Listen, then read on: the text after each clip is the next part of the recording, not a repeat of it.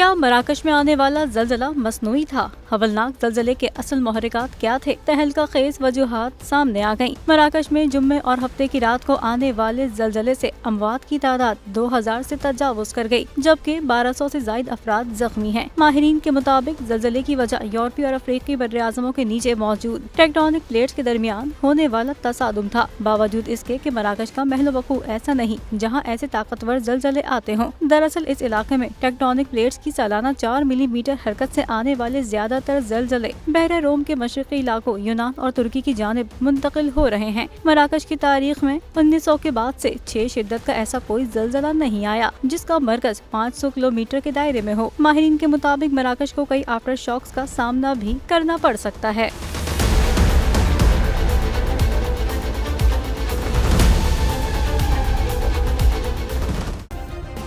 Subscribe करें और bell दबाएं ताकि कोई खबर रह न जाए।